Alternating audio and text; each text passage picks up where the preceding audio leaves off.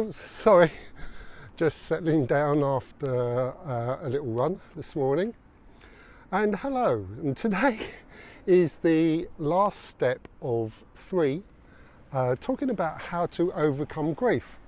And at this point in time, we'd like to remind everyone that the grief we're talking about isn't just to do with losing a loved one or someone we care about and respect, but it's also to do with a sense of loss that can include any type of problem or trauma affecting us mentally, emotionally, physically and spiritually, and also how it affects us and our behaviour. If we unconsciously withhold our feelings, emotional stress from blocked emotions has not only been linked to serious mental illness, but also to physical problems like heart disease, intestinal problems, headaches, insomnia, and autoimmune disorders. It's about having suppressed emotions that stay in the body. The effects of suppressed emotions include anxiety, memory loss, aggression, depression, and other stress-related illnesses, leading to addictions such as abuse of alcohol, legal or illegal drugs, or any type of uncontrolled behaviour. So, as we've said in the first step, there's plenty of research supporting the mind-body connection, or the belief that a person's mental and emotional health impacts the state of our physical health.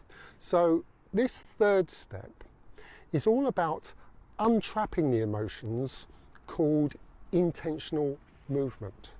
Now that sounds funny, doesn't it? Because I can hear you say all movement is intentional. Well, actually it isn't, because there's 2 types of movement. There's reactive movement, which involves movement in reaction to some external stimuli, like your vision adjusts to the change in external light. Or you might involuntarily flinch away from sudden external movement as a defense mechanism. And intentional movement, which is moving when you've decided to move. It's an internally initiated thing, like when we decide to exercise, such as yoga or Pilates, fitness training or walking, running, cardiovascular training, or any kind of sport. Studies have shown that intentional movement benefits us on 2 levels. It releases endorphins and helps us process emotions and strengthens our connection to our bodies.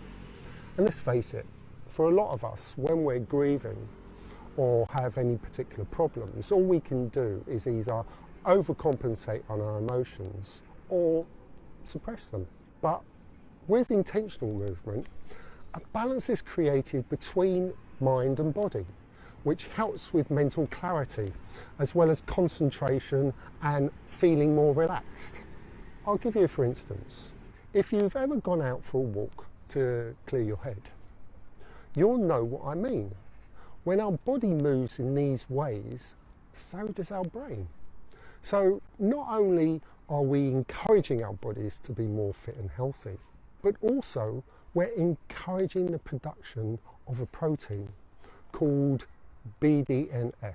It repairs and sustains the health of our brain cells, which, as we know, aids cognitive function. Do you see now how all of this is connected? Well, I didn't actually see a connection for a long time. You see, I was a gym bunny, and I used to go to the gym between 4 to 7 days a week. But it wasn't because I was health conscious, no. It was because I was so obsessed about the way I looked. And it was also to keep my weight down because of my excessive drinking. So the more I drank alcohol, the harder I worked out at the gym the next day. This was nothing to do with well-being. I just fed into and gave permission to my addictive behaviour. And on top of that, whenever I went to the gym, I was actually very unkind to other people. Well, in actual fact, I was pretty nasty, actually, criticising them in my head about how out of shape they looked or how out of proportion they were and doing their exercises all wrong.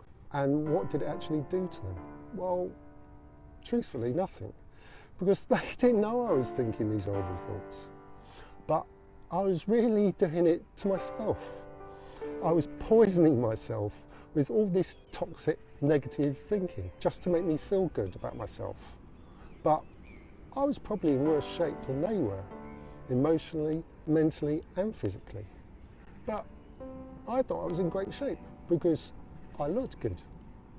You see, I mistook looking good for being healthy and well balanced. But my intentional movement was to do with responding or reacting to my addictive behaviour and mental ill health, then genuine concerns about my overall well-being, my overall mindfulness and working through my problems. When I started my recovery and I stopped drinking, I learnt about holistic self-healing and understanding that everything has to be balanced in my mind, my psychology, emotionally, physically and spiritually. And when I say spiritually, I mean a balance between the heart and the mind.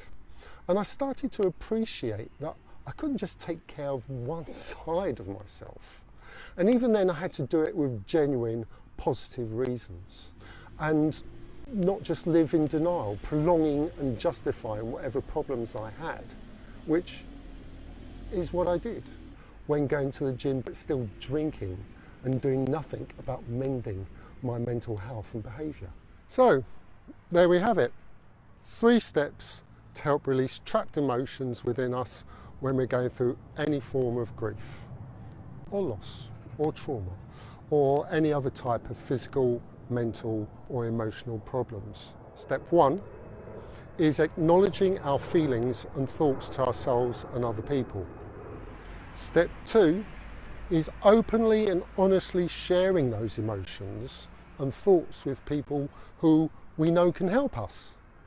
And step 3 is being kind to ourselves and positive with our well-being by exercising and connecting our bodies with our minds.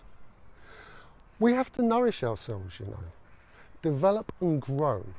And this isn't a one-time thing, but something we'll come to realise and enjoy throughout our lives.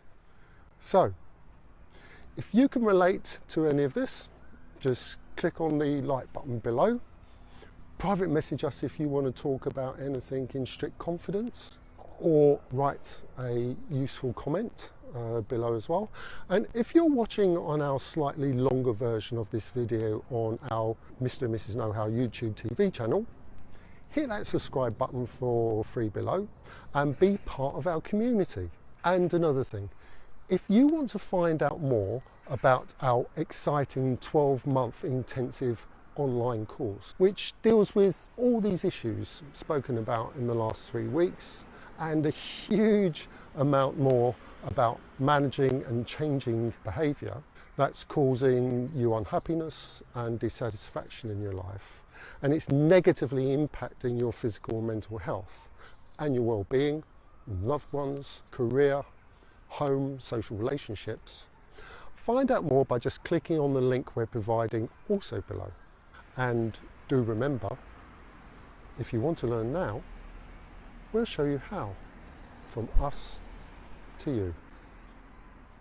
Bye bye for now.